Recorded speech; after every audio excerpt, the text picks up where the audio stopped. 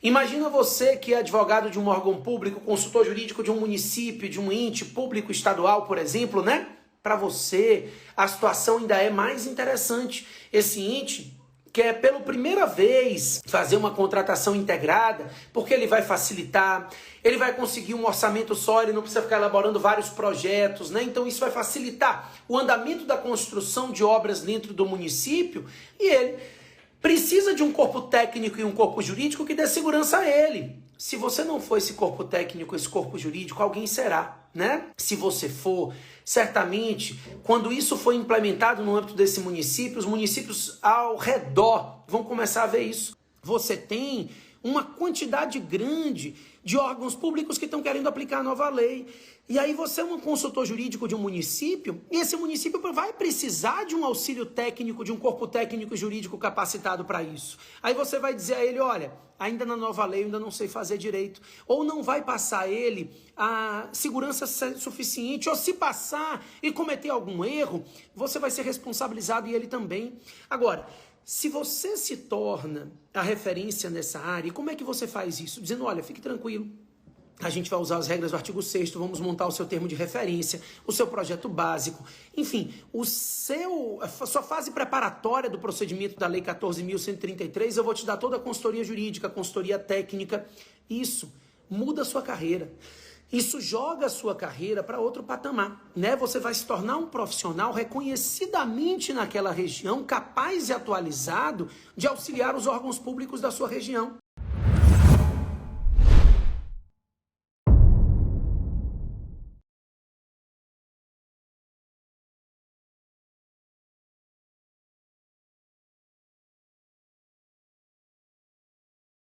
Olá, pessoal! Tudo bem? Vamos falar um pouquinho sobre as contratações integradas e semi-integradas à luz da Lei 14.133. É uma oportunidade, né? Uma oportunidade para aqueles que querem aproveitar a nova Lei de Licitações. É o que eu estou dizendo desde o início. Quem conseguir aproveitar esse momento vai conseguir se tornar referência no que diz respeito à nova Lei de Licitações e Contratos. Então esse é o momento de conseguir aproveitar o surgimento da nova lei para se atualizar e para ser a referência. Vamos falar um pouquinho sobre contratação integrada e semi-integrada? Vou traçar o caminho aí para que você consiga se tornar um especialista reconhecido. Aproveite a nova lei de licitações, aproveite essa grande oportunidade que nasce, né? Então, você aí que acabou de passar na OAB e não sabe para que lado vai, essa é uma oportunidade. Você que já atua com licitações e precisa se atualizar, essa é uma grande oportunidade de você conduzir a mudança. Se você conduzir a mudança, você vai ser a referência para os que vierem atrasados, tá? Então, a contratação integrada e semi-integrada não foram criadas pela Lei 14.133, tá? Elas já existem no sistema brasileiro, na Lei 13.303, que é a lei das estatais, e a integrada também existe no RDC, que é a Lei 12.462. Então, elas foram trazidas agora para a legislação geral e são formas de se garantir uma contratação mais célere, mais rápida, no caso de obras públicas. O que é a contratação integrada e semi-integrada e como isso vai te ajudar a se tornar um especialista reconhecido, né? Como você vai aproveitar isso como uma oportunidade de se tornar um especialista reconhecido? Que é isso que eu estou dizendo para vocês. A nova lei traz essa oportunidade e aqueles que agarrarem essa oportunidade agora vão se posicionar no mercado lá em cima, né? Como profissionais reconhecidos, atualizados e vão aí ganhar esse espaço, né? Quando eu falo, por exemplo, da contratação integrada, para o órgão público é muito bacana fazer a contratação integrada, muito mais simples. Então, quando ele tem esse auxílio de um consultor jurídico, de um advogado público que vai passar segurança a ele, ele vai fazer isso. E se ele tiver um consultor jurídico que não tem essa atualização suficiente de dar essa segurança, ele vai atrás de outro, né? Então, é o momento de você se posicionar no mercado. Porque se você começa a auxiliar os órgãos públicos a fazerem isso, os outros órgãos começam a buscar você se torna conhecido na região como esse especialista. E as empresas que vão querer participar dessas contratações integradas, muitas vezes em valores muito altos, né? E aí tem um advogado que não consegue passar segurança para ela? Não vai servir, né? Então, esse é o momento. É o momento de você se posicionar. Mas o que são essas contratações? Primeiro, quando você pensar numa contratação de obra, em geral, tá? Vamos pensar aqui no aspecto geral, 8666, ou também 14133, uma regra geral de contratação de obra. A administração pública, primeiro, contrata alguém que vai elaborar um projeto básico. Então, ela contrata um projeto básico e esse projeto básico será elaborado. Depois de contratado o projeto básico, aí a administração vai contratar um projeto executivo. Então, depois que ela contrata o projeto básico, ela contrata, então, o projeto executivo. Alguém que vai executar. Projeto básico é aquele projeto arquitetônico, né? Além do projeto arquitetônico, vai ter a planilha orçamentária. Tudo isso está no projeto básico. O projeto executivo é aquele projeto de físico-financeiro, aquele projeto com etapas e prazos para cumprimento de cada etapa. É um projeto de execução mesmo da obra, né? Com detalhamento de prazos, etapas a serem cumpridas e tudo mais. E depois disso, somente depois de elaborado o projeto básico e o projeto executivo, em regra, a administração pública então parte para a licitação, para a execução da obra. Pois é, aí muda um pouquinho. Quando a gente pensa na tem uma coisa importante.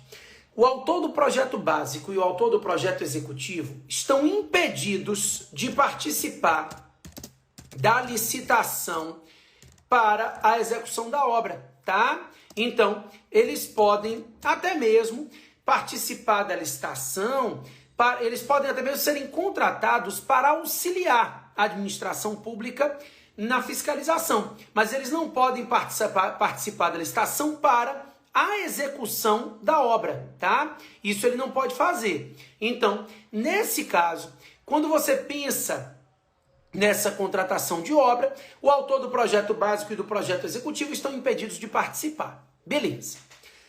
O que é a contratação semi-integrada?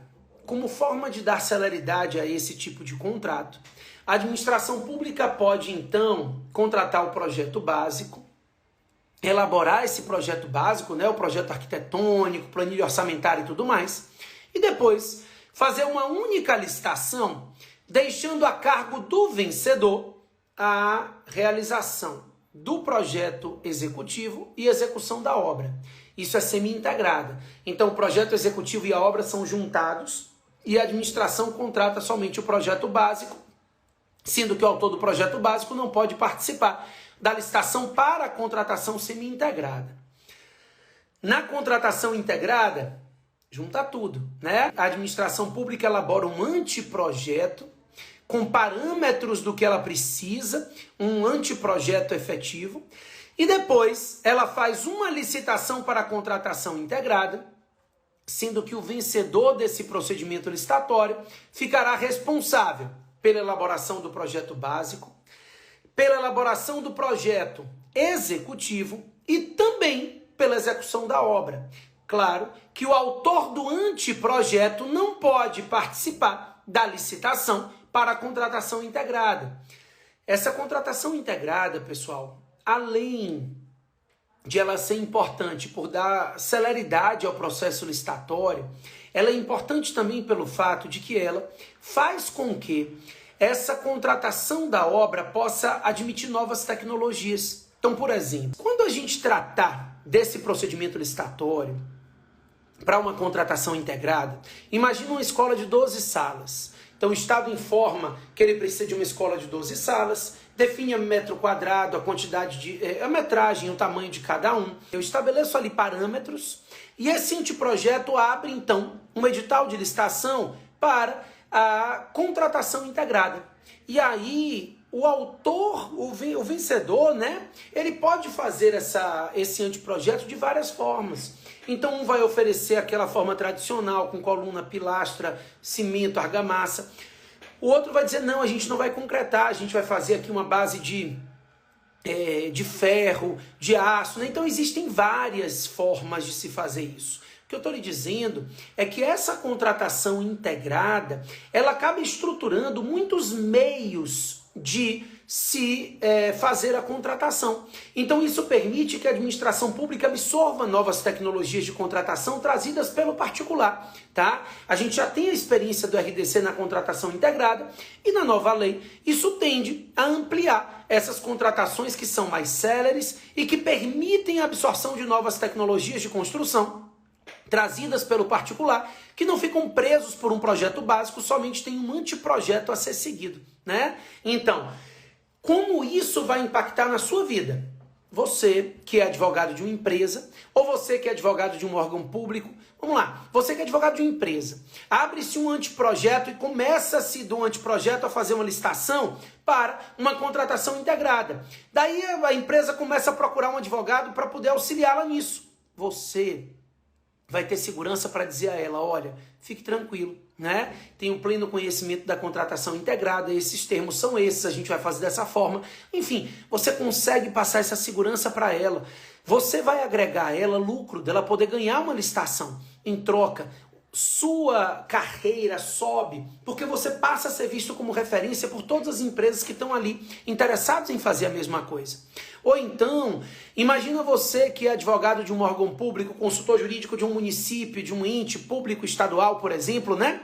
Para você, a situação ainda é mais interessante. Esse ente quer pela primeira vez fazer uma contratação integrada, porque ele vai facilitar, ele vai conseguir um orçamento só, ele não precisa ficar elaborando vários projetos, né? Então isso vai facilitar o andamento da construção de obras dentro do município e ele precisa de um corpo técnico e um corpo jurídico que dê segurança a ele. Se você não for esse corpo técnico, esse corpo jurídico, alguém será, né?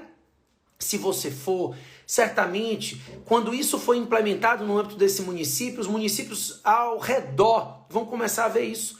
Eu posso dar a vocês o exemplo de uma colega de uma aluna minha, né, que é colega aqui do especialista reconhecido, a Marcele, e ela estava conversando com a gente no outro dia que ela começou com um especialista reconhecido, teve uma oportunidade no município, na prefeitura, começou a atuar como consultora jurídica, e aí ela tem passado segurança e agora ela já foi escolhida, né, para participar, né, foi convidada para atuar como consultora também da Câmara Municipal do mesmo município, né? Então, isso vai fazendo com que ela se torne conhecida na região. Então ela está super feliz falando como isso mudou a vida dela, como isso fez com que ela tivesse uma nova prospecção, uma nova visão de carreira, uma nova oportunidade de carreira. E é isso que eu tento mostrar a vocês. A nova lei cria uma oportunidade. Quando a gente trata da nova lei de licitações, a gente cria uma grande oportunidade para aqueles que estão olhando aqui ao redor e querendo saber o que vão fazer da carreira, ou que já estão começando a se posicionar e atuar com licitação, mas não conseguiu ainda assumir o controle da condução dessa transição entre as duas leis. Porque ou você vai conduzir a transição, ou você vai ser conduzido por ela. Aqueles que conduzirem a transição vão fazer a diferença. Não vai ser simples, você vai ter que se comprometer de verdade. Mas eu vou te mostrar esse caminho que você vai percorrer para se tornar um especialista reconhecido, para aproveitar a nova lei de licitação e para assumir aí o papel de protagonista na condução dessa transição, e isso vai mudar a sua carreira.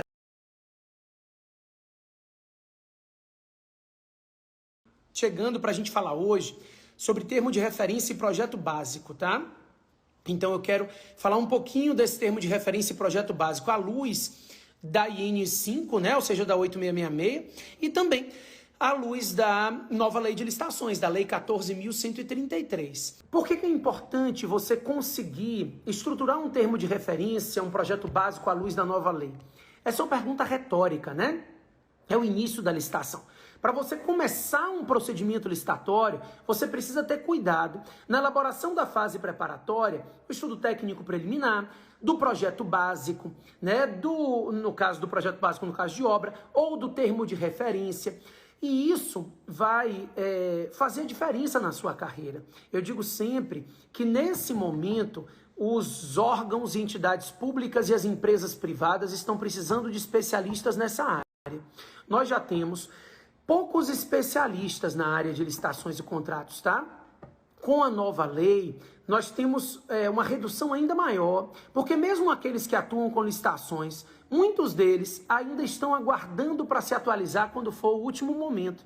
Então quem estiver na frente agora, quem começar essa atualização, quem começar a fazer isso, vai se destacar no mercado, porque vai conduzir a mudança da lei anterior para a nova lei.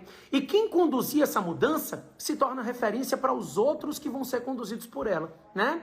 O que acontece? Quando a gente fala do termo de referência, deixa eu explicar para vocês rapidamente. O termo de referência já era obrigatório na legislação anterior. No âmbito federal, esse termo de referência tem regulamentação na IN 5.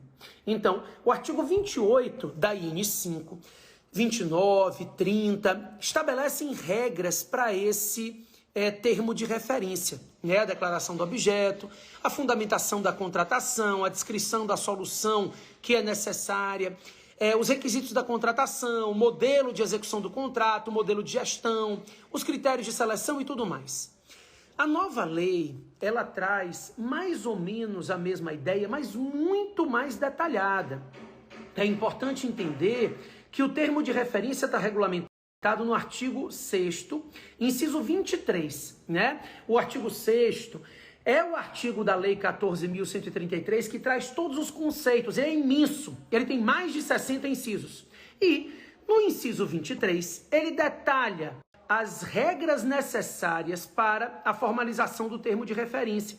Quando a gente trata do termo de referência, esse inciso 23 do artigo 6º fala detalhadamente de aspectos que devem ser respeitados. Então fala da estimativa de valor da contratação, da adequação orçamentária, do modelo de gestão do contrato, e ele vai explicar como é que vai funcionar esse modelo de gestão, do modelo de execução do objeto, também explicado de forma detalhada, né? Então, tudo isso vai ter que ser detalhado no termo de referência.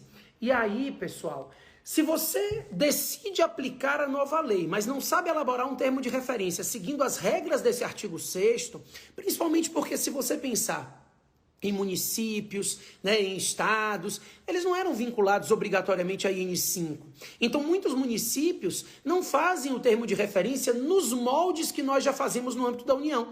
Aqui no âmbito da União muda pouco, mas para quem atua no âmbito municipal, por exemplo, agora não tem mais um regramento que vale só para a União. A Lei 14.133 detalha isso para todos os entes. Então, se você é um ente público municipal, você vai precisar seguir essas regras referentes ao termo de referência. E aí, você tem uma quantidade grande de órgãos públicos que estão querendo aplicar a nova lei. E aí você é um consultor jurídico de um município, e esse município vai precisar de um auxílio técnico, de um corpo técnico e jurídico capacitado para isso. Aí você vai dizer a ele, olha, ainda na nova lei eu ainda não sei fazer direito. Ou não vai passar a ele a segurança suficiente, ou se passar e cometer algum erro, você vai ser responsabilizado e ele também. Agora, se você se torna a referência nessa área, como é que você faz isso? Dizendo, olha, fique tranquilo, a gente vai usar as regras do artigo 6º, vamos montar o seu termo de referência, o seu projeto básico, enfim, a sua fase preparatória do procedimento da Lei 14.133, eu vou te dar toda a consultoria jurídica, a consultoria técnica. Isso muda a sua carreira. Isso joga a sua carreira para outro patamar, né? Você vai se tornar um profissional reconhecidamente naquela região, capaz e atualizado de auxiliar os órgãos públicos da sua região.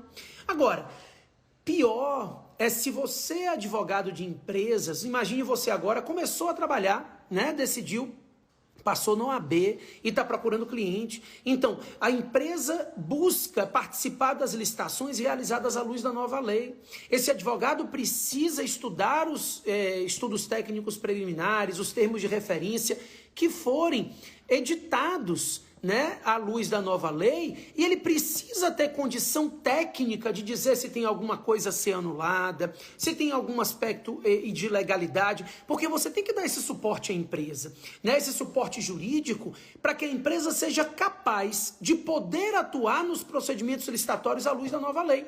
Será que interessa a essa empresa ter um advogado que não consiga fazer isso para ela? Que não consiga dar a ela essa capacidade técnica? Não adianta. Então é isso que você precisa entender. Você precisa raciocinar que essa capacidade técnica vai ser muito relevante para essa empresa, tá? A ideia é de que essa empresa precisa de alguém que seja capaz de organizar a estrutura dela para participar com segurança dos procedimentos licitatórios que forem surgindo à luz da nova lei. Ao mesmo tempo, você que quer ser consultor jurídico, ou já é, ou quer ser advogado de um determinado município, ou ser contratado por esse município para prestar consultoria jurídica, o município está louco para implementar a nova lei. Os prefeitos querem aproveitar os valores de dispensa, né?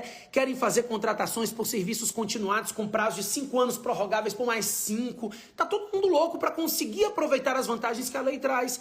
E daqui a um ano, não é tá louco para fazer isso, eles vão ter que fazer isso, né? Falta 1 ano e meio para a 8666 ser revogada.